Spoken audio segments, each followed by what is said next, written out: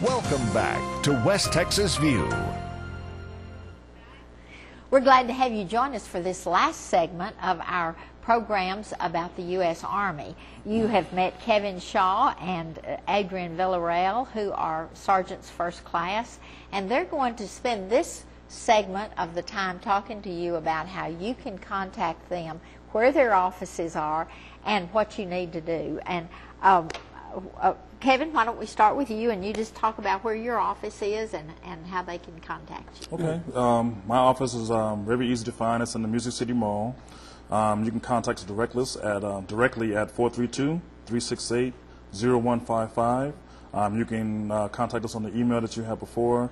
For those living in the area, they can get us through GoArmy.com, fill out a packet, make sure they put in the right zip code for Odessa, and it will come to us also. And for those that are up on technology, they can contact us through Facebook also, and just type in Odessa Recruiting, and you'll find us on Facebook. So. Okay, and the www.goarmy.com really gives you almost anything you need to know as far as contact information. Okay, Adrian, what about where you are? Well, the Midland Station is actually out by the Sally's and the Albertsons off of Midkiff, right out there by the mall and everything. If you want to call us, our office number is 694-5426. I can also be reached at my email. GoArmy.com, I think, is one of the best ones because once you do put your zip code, you can go as far as recruiter specific.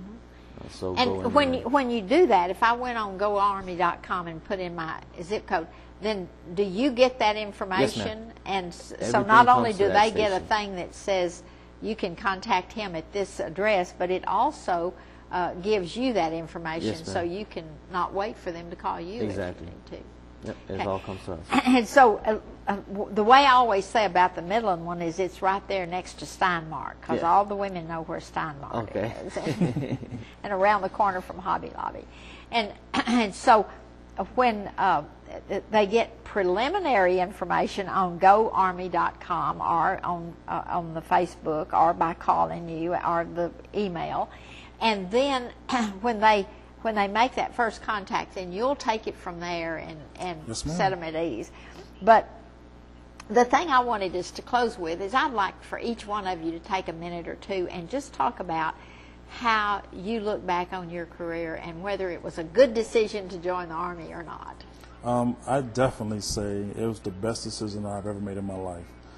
Looking back, I don't think there's anything I could have done in the civilian sector to prepare me for the success I have right now. I really love it. Even though I'm about to hit my 20-year mark, I doubt if I retire at 20 years because it's something I'm definitely going to miss when they make me get out. It's something I'm definitely going to miss. But looking back on the big picture, I think everything that I've done has been great, and I'm looking forward to continuing. And your levels of success, whether it's in education, your family, opportunities, everything has just been great. What about you, Adrian? Well, I mean, I say every day I love the Army. I just couldn't imagine myself doing as well as I do in anything else. My wife says it all the time. I love the structure.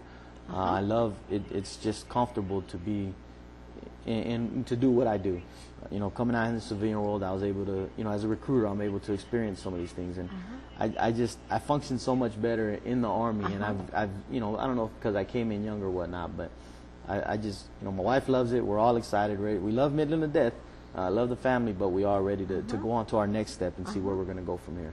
And see where life takes you down this path. But one of the things, both of you have large families, and has that been a difficulty to move around with families from base to base? Well, it normally depends on the age of your children. Once you get children in high school, then I think for them it's a little bit more difficult because of making new friends and things of that nature. But all of my children are young, so by the time I retire, they won't even be in high school yet. So for them, I think it's an easy transition. And for them, it's still looked at as being real exciting.